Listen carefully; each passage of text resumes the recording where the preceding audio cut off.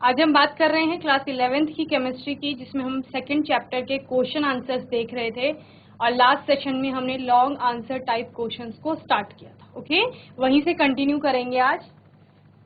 Last session का last question था आपका, what is the limitation of Rutherford model of atom. आपको पता है रदरफोर्ड का जो मॉडल था वो कैसा था। उन्होंने एक एक्सपेरिमेंट किया था। एक्सपेरिमेंट क्या किया था, उन्होंने गोल्ड की फॉइल बनाई थी, सोने की एक पन्नी बनाई थी। सोना एक क्या होता है, हैवी मेटल होता है, तो उसका एटम भी कैसा होगा, हैवी होगा। एक हैवी एटम लिया और उसमें अल्फा पार्टिकल्स की बॉम्बार्डमेंट की।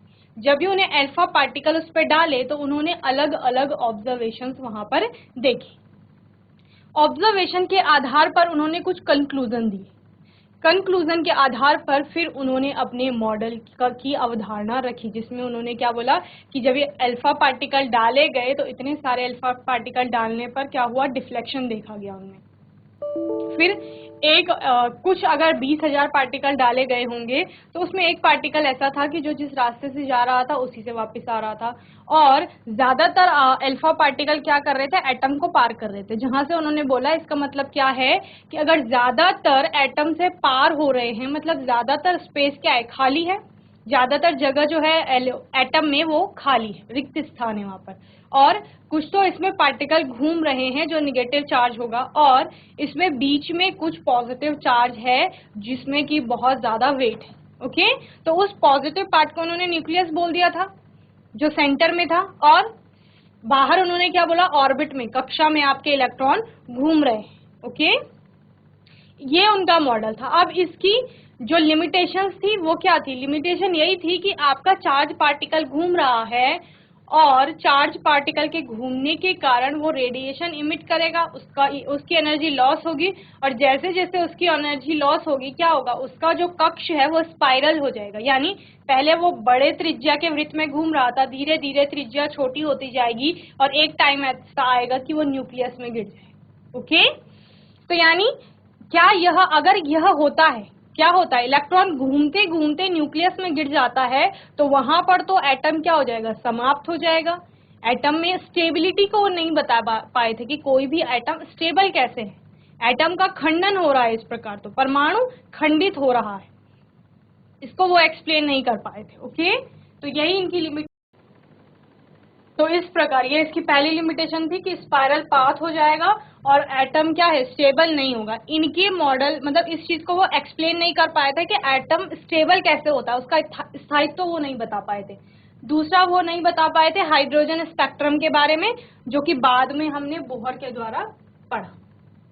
सेकेंड क्वेश्चन है आपका, how has Bohr theory helped in calculating the energy of hydrogen electron in different energy level. Bohr ने क्या कहा था, जब रदरफोर्ड ने कहा कि ऑर्बिट है वहां पर, किसके बाहर, न्यूक्लियस के बाहर, नाभिक के बाहर एक कक्षा है और उसमें इलेक्ट्रॉन घूम रहा है। लेकिन जब बोहर का मॉडल आता है तो बोहर क्या कहते हैं कि वहां पर एक ऑर्बिट नहीं है, वहां पर अलग अलग ऊर्जा के स्तर हैं, और उन ऊर्जा के स्तरों में इलेक्ट्रॉन क्या हैं, अपनी ऊर्जा के अनुसार पाए जा रहे हैं।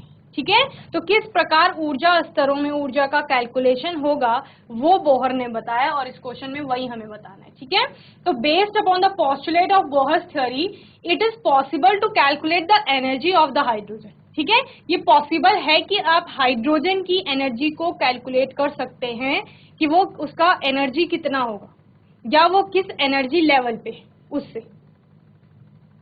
And also one electron species, क्योंकि हाइड्रोजन में एक ही इलेक्ट्रॉन है, तो जब हाइड्रोजन की एनर्जी के हाइड्रोजन के उस इलेक्ट्रॉन की एनर्जी के बारे में बात आप कर रहे हैं, तो यानी अगर हाइड्रोजन की तरह ही कुछ और एटम ऐसे हुए जिनमें एक ही इलेक्ट्रॉन पाया जाता है, तो आप उन सब की एनर्जी के बारे में बता सकते हैं, जिसमें कि आपका क्या क्या आया था, हीलियम प्लस आया था, लिथियम +2 आया था, आपका बेरिलियम +3 आया था। तो इन सब में क्या क्या था, एक ही इलेक्ट्रॉन था, तो इनकी एनर्जी आप बता सकते हैं।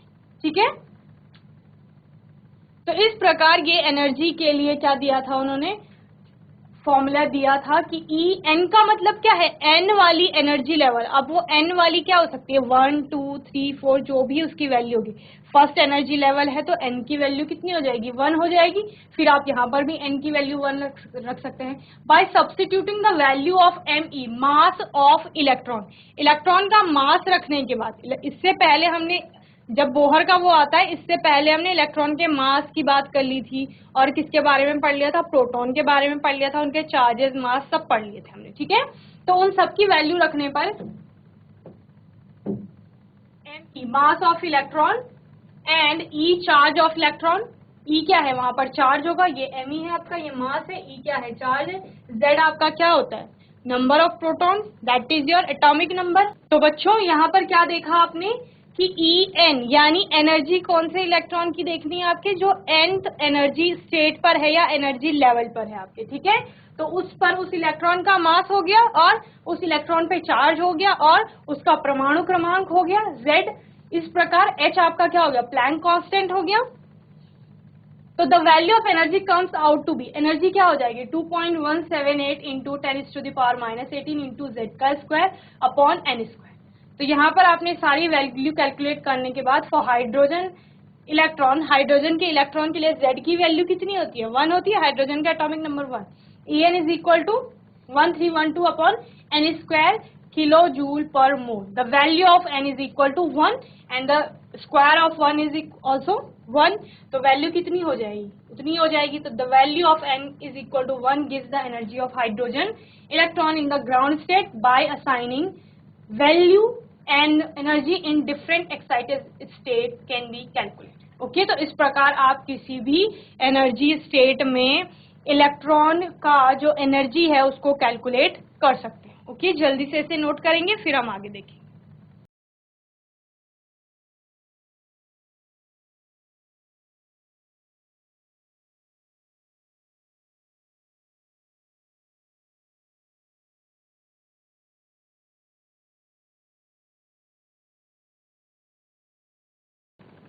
चलिए नेक्स्ट क्वेश्चन देखते हैं। Define atomic number, mass number and neutron, how are the three related to each other.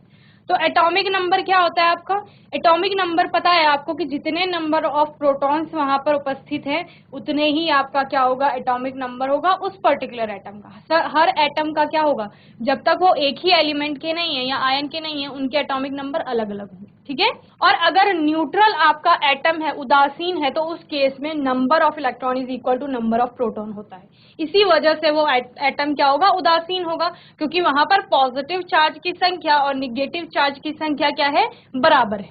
अगर वहां पर पॉजिटिव चार्ज की संख्या ज्यादा है मतलब नंबर ऑफ प्रोटॉन ज्यादा है, ओके। और अगर वहां पर अगर निगेटिव पार्ट ज्यादा है, निगेटिव चार्ज ज्यादा है, दैट मीन्स कि वहां पर इलेक्ट्रॉन की संख्या ज्यादा है, ओके। या आप क्या कह सकते हैं, जब वहां पर पॉजिटिव की संख्या ज्यादा है इसका मतलब क्या है कि वहां पर इलेक्ट्रॉन कम हो गए हैं, इस वजह से क्या दिखा रहा है, वो पॉजिटिव पार्ट दिखा रहा है। इसीलिए क्या कहते हैं कि जो एटम इलेक्ट्रॉन डोनेट करता है उस पर पॉजिटिव चार्ज आ जाता है। क्यों आ जाता है, क्योंकि उसने अपना निगेटिव दे दिया है, ऋणावेश में कमी आई है, इनडायरेक्टली धनावेश में वृद्धि हुई है, ओके। और वहीं जब कोई इलेक्ट्रॉन को गेन करता है, किसी से इलेक्ट्रॉन ग्रहण करता है, तो उस टाइम पर क्या कर रहा है, वो ऋणावेश ले रहा है, जितना उसके पास ऑलरेडी है उसमें वो बढ़ोतरी कर रहा है, तो फिर क्या होगा, उस पर माइनस चार्ज आता है, ओके।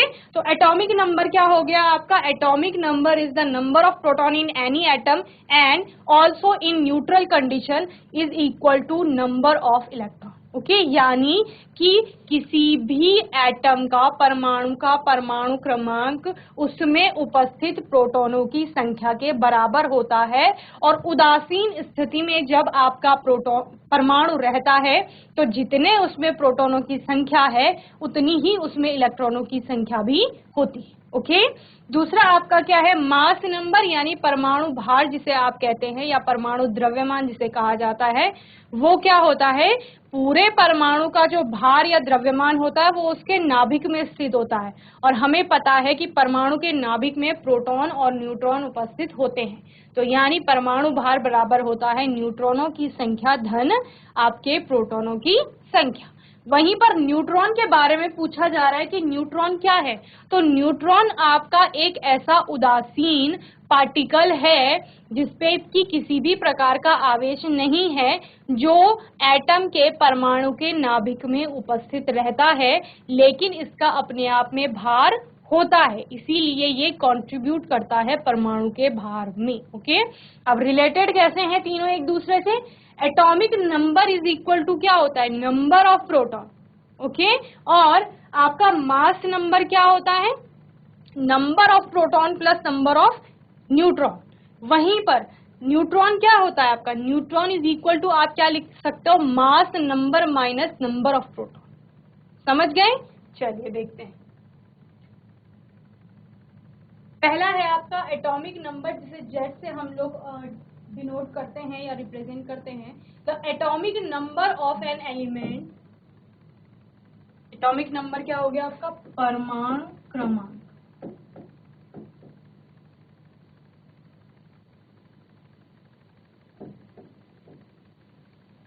जो बराबर होगा किसके? प्रोटॉनों की संख्या।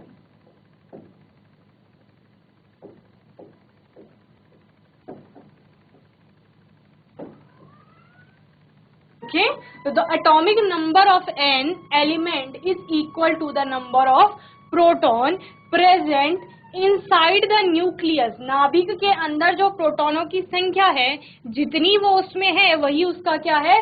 परमाणु का क्रमांक है। Okay, of its atom, since an isolated atom has no net charge on it, that means कि वो कैसा है? उदासीन है। अगर उसके ऊपर कोई नेट चार्ज नहीं आ रहा है ऊपर, तो इन न्यूट्रल, कभी जब वो उदासीन होगा, इस केस में क्या हो जाएगा? प्रोटॉनों की संख्या इक्वल हो जाएगी इलेक्ट्रॉनों की संख्या के।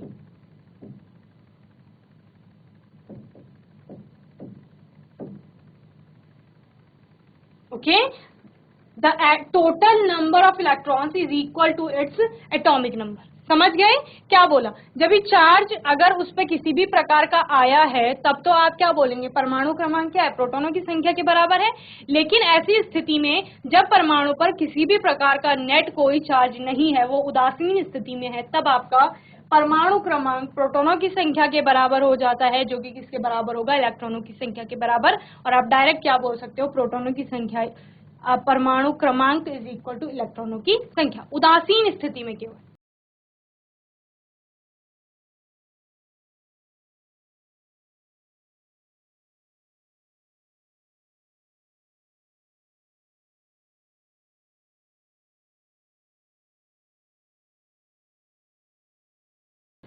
तो atomic number Z is equal to number of proton in the nucleus of an atom is equal to number of electron in the neutral atom. Okay, तो इतना समझ में आ गया आपको। चलिए नेक्स्ट देखते हैं। नेक्स्ट है आपका मास नंबर, जिसको क्या कहा जाता है?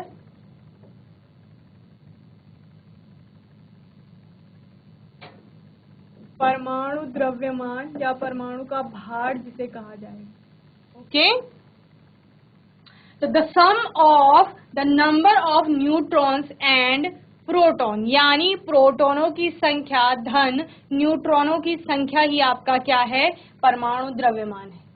इन the nucleus of an atom is called its mass number. किसी भी एटम में जितने प्रोटॉनों की संख्या उपस्थित है, धन उसमें जितने न्यूट्रॉनों की संख्या उपस्थित है, वही परमाणु का क्या होगा? द्रव्यमान होगा या भार होगा।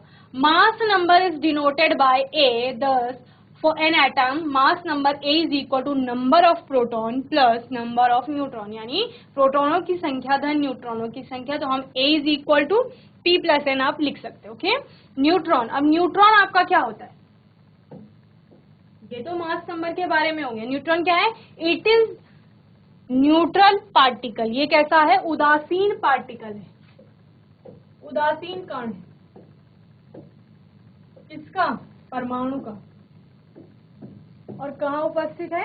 नाभिक में उपस्थित है। It is present in nucleus, नाभिक, the centre part of the atom. of an atom except hydrogen which contains only one electron and one proton but no neutron. Hydrogen अकेला एक ऐसा एलिमेंट है पूरी पीरियोडिक टेबल में जिसमें कि कोई भी न्यूट्रॉन उपस्थित नहीं है, इसमें एक ही इलेक्ट्रॉन है और एक ही क्या है, प्रोटॉन है. Okay, the atom of all other elements including isotopes of hydrogen contain all the three fundamental particles called neutron, proton and electron. Hydrogen के अलावा बाकी सारी एलिमेंट की बात की जाए तो सब में न्यूट्रॉन है, यहाँ तक कि हाइड्रोजन के जो आइसोटोप्स भी हैं उनमें भी क्या पाए जाते हैं, आपके न्यूट्रॉन्स पाए जाते हैं. ओके, बल्कि वहां पर क्या कहा जाता है कि उन सब में सारे हाइड्रोजन को छोड़ के सारे जितने भी क्या है आपके एलिमेंट्स हैं सब में आइसोटोप को इंक्लूड करके सब में तीनों मेन जो फंडामेंटल पार्टिकल्स हैं जो कि क्या है इलेक्ट्रॉन, प्रोटॉन और न्यूट्रॉन, वो तीनों ही पाए जाते हैं. The relation between mass number, atomic number and number of neutron is given by where A is equal to mass number, Z is equal to atomic number, N is equal to number of neutron in the nucleus. तो आप क्या कह सकते हैं, N is equal to यानी number of neutron is equal to A minus Z. ये आप कह सकते हैं, कैसे कह सकते हैं, ये आएगा आपका यहां से A is equal to P plus N होता है, यानी एटॉमिक जो मास है वो किसके बराबर होता है, प्रोटॉन की संख्या धन न्यूट्रॉन की संख्या. अब प्रोटॉन की संख्या क्या है, Z is equal to P. Okay, आप इस इक्वेशन में P की वैल्यू रख सकते हैं तो A इज इक्वल टू क्या हो जाएगा, Z प्लस N, ये हो जाएगा. तो ये रिलेशन हो गया इसमें, इसी को आप रीअरेंज करके लिख लीजिए, ये आ जाएगा N is equal to A minus Z. परमाणु भार में से आप उसके परमाणु क्रमांक को माइनस कर दीजिए, आपको क्या मिल जाएगा, न्यूट्रॉनों की संख्या मिल जाएगी. तो ये तीनों में इनका संबंध है. ओके, जल्दी से इसे नोट करेंगे फिर नेक्स्ट क्वेश्चन देखें.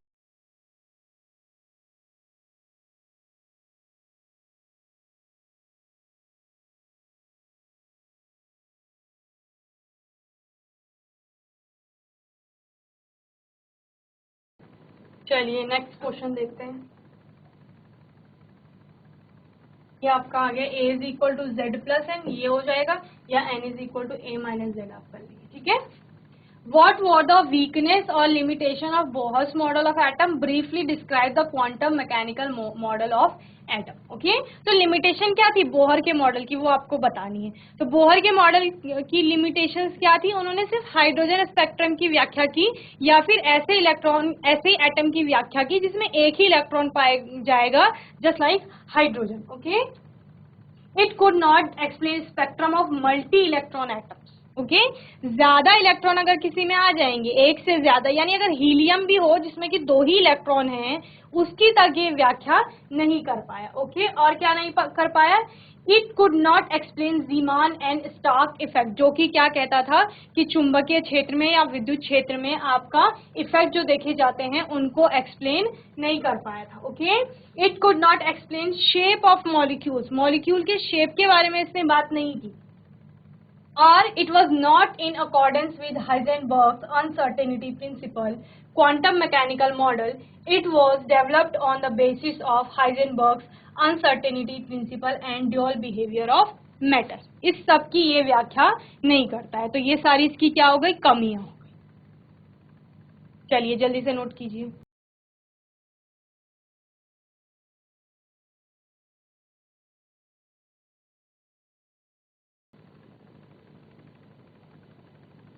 आगे main feature of this model are given below. क्या क्या था इसमें, इसमें था the energy of electron in an atom is quantize, that is can only have certain values. ठीक है, जहां पर आप n की वैल्यू दे रहे थे ना, तो क्वांटाइज वही था. Okay, The existence of quantized electronic energy level is a directly result of the wave-like properties of electron. तो ये wave-like properties की व्याख्या यहाँ पर हो रही थी. Both the exact position and velocity of an electron in an atom cannot be determined simultaneously. Okay? and the orbital are filled in increasing order of energy. All the information about the electron in an atom is stored in orbital wave function psi. From the value of psi square at different point within atom, it is possible to predict the region around the nucleus where electron most probably will be found. Okay? तो जल्दी से इनको note करेंगे सारे points को.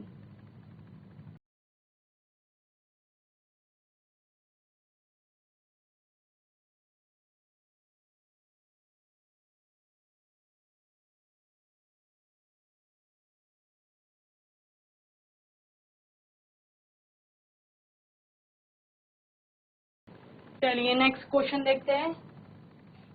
State and explain the following. Aufbau principle. Aufbau का principle क्या कह रहा था आपका? आफबाउ का प्रिंसिपल कह रहा था कि एटम है, कोई एलिमेंट है, उसमें इलेक्ट्रॉन है.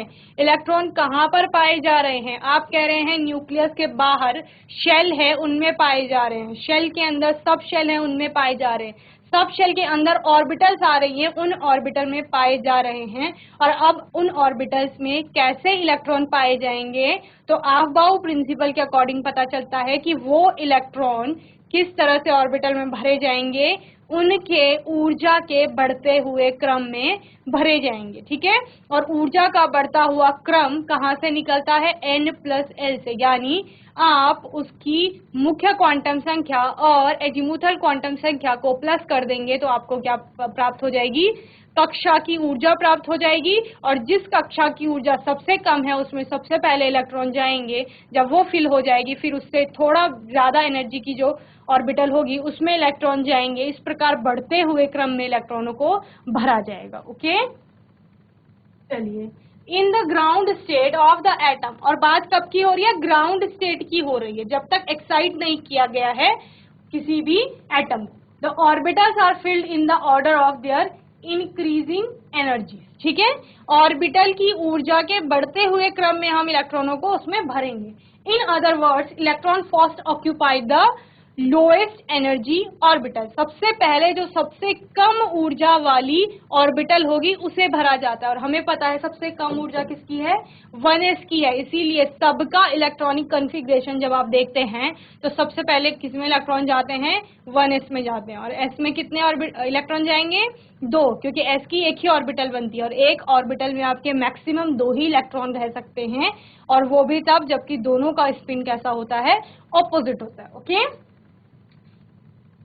orbital available to them and enter into higher energy orbitals only after the lower energy orbitals are filled. जब ये 1s पूरी तरीके से भर जाएगी तभी इससे हाइयर एनर्जी की ऑर्बिटल में आपका इलेक्ट्रॉन जाएगा. और इसका कंप्लीट फील्ड होने का मतलब क्या है? कि s की एक ही ऑर्बिटल बनती है और इसमें 2 इलेक्ट्रॉन आएंगे. जब इसमें दोनों ही इलेक्ट्रॉन आ जाएंगे तभी आपका दूसरी ऑर्बिटल में इलेक्ट्रॉन जाएंगे. और 1s के बाद आपको पता है क्या आएगा? 2s आएगा. तो 2s में इलेक्ट्रॉन कब जाएंगे? जब 1s में आपके 2 इलेक्ट्रॉन चले गए. तो ये क्या है? आफबाउ का प्रिंसिपल है. ठीक है? The order in which the energies of the orbitals increase and hence the order in which the orbital are filled is as follow. इस ऑर्डर में आपके इलेक्ट्रॉन भरे जाते हैं, जो कि क्या है? पहले 1s में जाएंगे. जब ये भर जाएगा तब बचे हुए इलेक्ट्रॉन 2s में जाएंगे. 2s की ऑर्बिटल भरी जाएगी तब किस में जाएंगे? 2p में जाएंगे. अब p की भी कितनी ऑर्बिटल है? 3. अब जब तीनों फुल हो जाएंगी तब आपका इलेक्ट्रॉन 3s में जाएगा.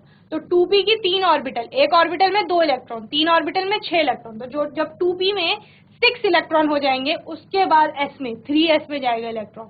ओके, अगर बचे रहेंगे. 3s जब फुल हो जाएगा यानी 2 इलेक्ट्रॉन आएंगे तब आपका फिर 3p में जाएगा. 3p में फिर जब 6 हो जाएंगे तब 4s में जाएगा. 4s में जब फुल हो जाएगा यानी 2 इलेक्ट्रॉन तब 3d में जाएगा. 3d में कितने आएंगे? 10. जब 10 आ जाएंगे तब 4p में जाएगा. फिर 5s, 4d, 5p, 6s, 4f, 5d, 6p, 7s, 5f, 6d, 7p. इस प्रकार से आपका क्या चलता रहेगा? इंक्रीजिंग ऑर्डर चलता रहेगा, या ऊर्जा के बढ़ते हुए क्रम में ऑर्बिटल्स को लगाया गया है तो इनमें इलेक्ट्रॉन भी उसी प्रकार भरे जाएंगे. ओके, तो इतना आपको समझ में आ गया होगा. नेक्स्ट है आपका पाउलीज एक्सक्लूजन प्रिंसिपल. और पाउली का ये सिद्धांत क्या कहता है कि an orbital can have maximum of 2 electron and these must have opposite spins और ऑपोजिट साइड। ओके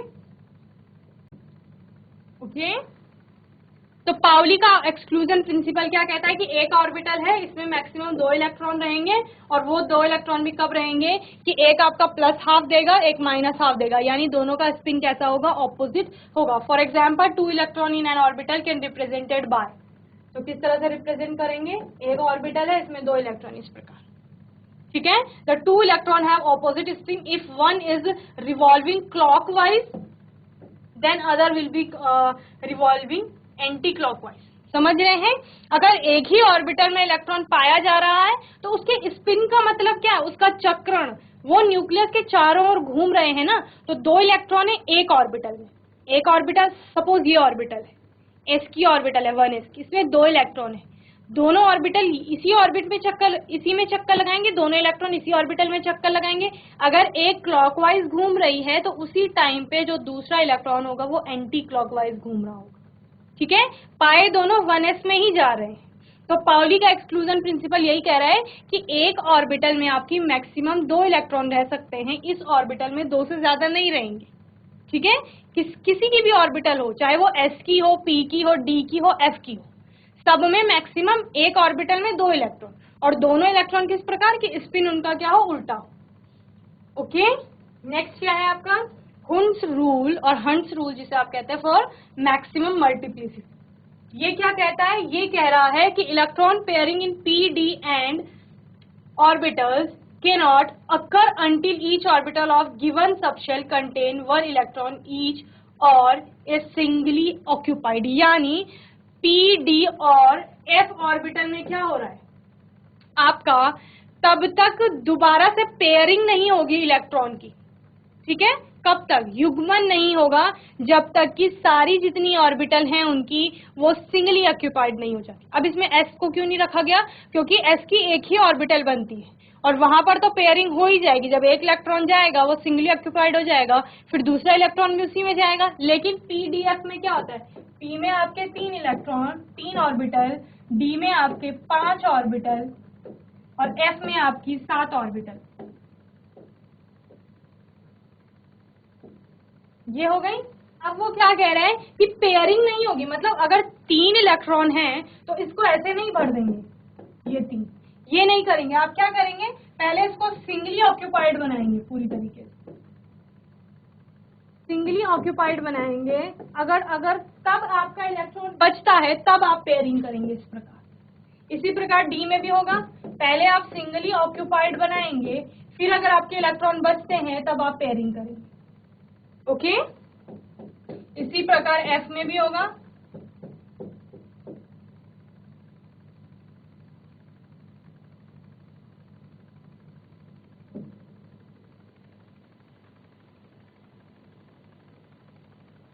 तो इतना आपको होपफुली समझ में आ गया होगा कि किस तरह से आपके क्वेश्चन आएंगे। For example, for the element nitrogen which contains 7 electron the following configuration can be written. तो 7 इलेक्ट्रॉन्स के लिए क्या लिखेंगे आप, 1s2 2s2